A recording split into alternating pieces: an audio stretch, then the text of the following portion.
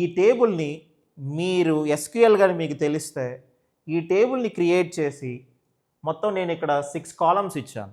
ఇవే కాలం నేమ్స్ పెట్టి దీంట్లో డేటా ఇక్కడ ఏదైతే డేటా ఉందో యాజ్ ఇట్ ఈజ్గా ఇదే డేటాని మీరు స్టోర్ చేసి చేయగలరా?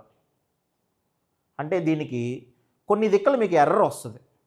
రీజన్ ఏంటి అంటే ఎక్కడైనా కానీ రిలేషనల్ మోడల్లో ఎక్కడా కూడా 2 రోస్ అన్ని వాల్యూస్ సేమ్ ఉండకూడదండి. ఇక్కడ మీరు అబ్జర్వ్ చేస్తే first tuple third tuple observe చేస్తే అన్ని వాల్యూస్ కూడా సేమ్ ఉన్నాయి చూడండి.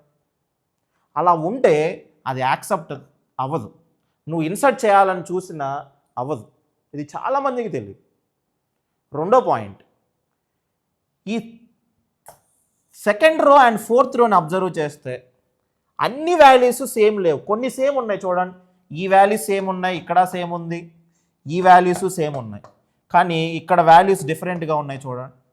ఇక్కడ కుమార్ అని ఉంటే ఇక్కడ ఎంటీగా ఉంది, ఇది ఐఫోన్ కూడా కాదు ఎంటీ. అట్లీస్ట్ ఒక్క వాల్యూ అన్నా కానీ డిఫరెంట్గా ఉంటే యాక్సెప్ట్ అయ్యింది. అన్ని వాల్యూస్ సేమ్ కానీ 2 రోస్ కానీ ఇస్తే యాక్సెప్ట్ అవ్వదు. ఎందుకు అవ్వదు అనే రీజన్ ఎందుకు అంటే అసలు ఈ రిలేషనల్ మోడల్ అంతా కూడా ఎక్కడి నుంచి డిరైవ్ చేయబడింది అంటే సెట్స్ నుంచి అండి. సెట్స్లో ఎప్పుడూ కూడా 2 వాల్యూస్ సేమ్ రావు. సపోజ్ నేను సెట్లో 1 ఇచ్చాను, 2 ఇచ్చాను, మళ్ళీ 1 అని ఇస్తే తీసుకోదు. అంటే సెట్స్లో డూప్లికేట్ వాల్యూస్ ఆటోమేటిక్గా రిమూవ్ చేస్తుంది. ఈ సెట్స్ నుంచి ఈ రిలేషనల్ మోడల్ డిరైవ్ అయిందండి. సో అందుకని చెప్పి మీరు ఎప్పుడూ కూడా టేబుల్లో డేటాని ఇన్సర్ట్ చేసేటప్పుడు 2 రోస్ ఎప్పుడూ కూడా సేమ్ ఉండేటట్టు నువ్వు ఇన్సర్ట్ చేస్తే తీసుకోదు, యాక్సెప్ట్ అవ్వదు. అది ఫస్ట్ ఎర్రర్, అది తెలియాలి. రెండో కాన్సెప్ట్ ఏంటంటే ఒక టేబుల్లో ఎప్పుడూ కూడా ఒక సెల్లో ఒక వాల్యూనే స్టోర్ చేయాలండి.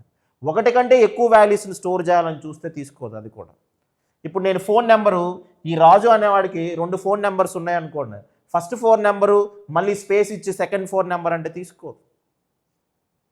మరి అలాంటప్పుడు ఏం చేయాలి అంటే ఫస్ట్ 4 నెంబర్ స్టోర్ చేయండి, రెండో టపుల్ క్రియేట్ చేసి మిగతా డేటా అంతా యాజ్ ఇట్ ఈజ్గా పెట్టి ఫోన్ నెంబర్ ఒకటి మాత్రం ఇంకో ఫోన్ నెంబర్ స్టోర్ చేయండి. ఆ విధంగానే స్టోర్ చేయాలి.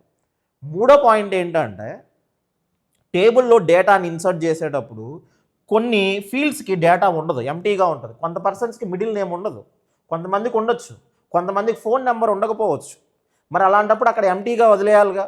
అంటే టేబుల్లో డేటాను నువ్వు ఇన్సర్ట్ చేసేటప్పుడు ఎంటీగా వదిలేయాలి అంటే నల్ అనే కీవర్డ్ యూజ్ చేయాలి. ఇది టైప్ చేస్తేనే ఇక్కడ ఎంటీగా తీసుకుంటుంది. అలా కాకుండా జస్ట్ నువ్వు స్పేస్ ఇచ్చి ఎంటర్ కొడితే ఎంటీగా తీసుకోదు.